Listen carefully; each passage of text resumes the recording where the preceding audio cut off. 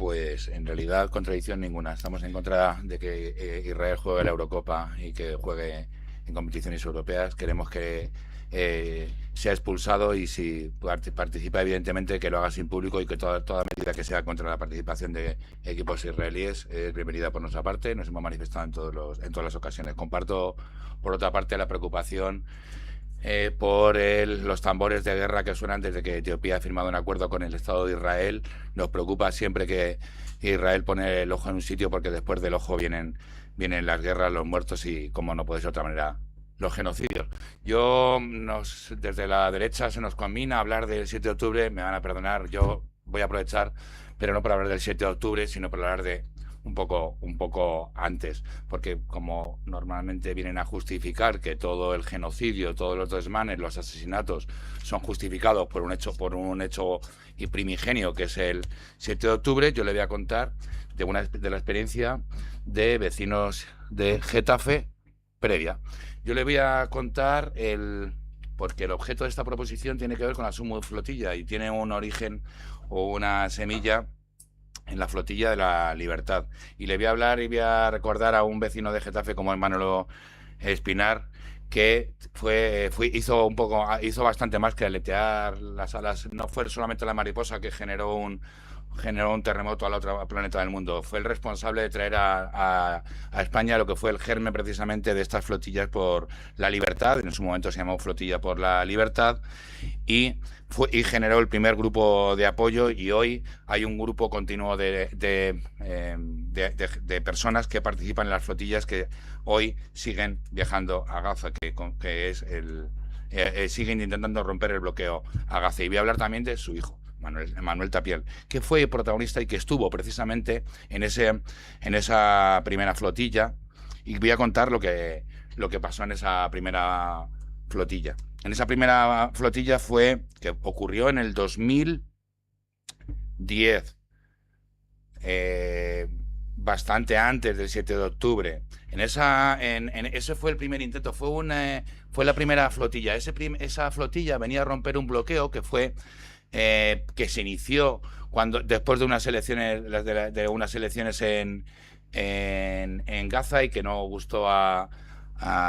Israel el resultado, e inició un bloqueo, y luego inició una agresión similar que provocó más de 1000 muertos, que llamaron que provocó más de 1000 muertes, y como reacción y para romper ese bloqueo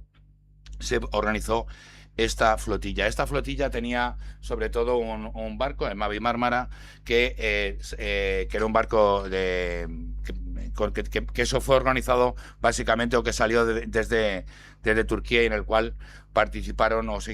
incorporaron en este barco y en otros más de casi 700 personas de 37 países, con la participación incluso de eurodiputados, diputados, etcétera, y en el cual hubo 3 ciudadanos españoles, como digo, uno vecino de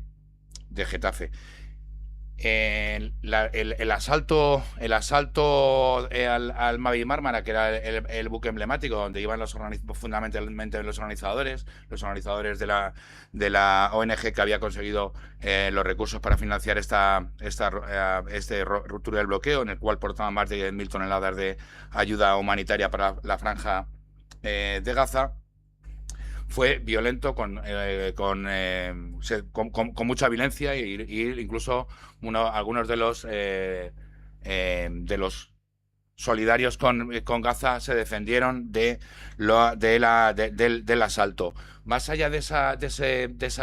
asalto violento, hubo 9 asesinados con un tiro en la cabeza, casualmente todos árabes, todos de la ONG que había organizado, todos dirigentes asesinados con tiros en la cabeza, digo, en ese barco, en ese asalto. Además, hubo una persona que sufrió lesiones, estuvo 4 años en coma, y finalmente también murió, elevando a 10 las personas asesinadas en ese asalto, mucho antes de ese 7 de octubre, mucho antes de ese momento que ustedes dicen que es el momento del año cero, y al cual ustedes insisten en hacer referencia. Pero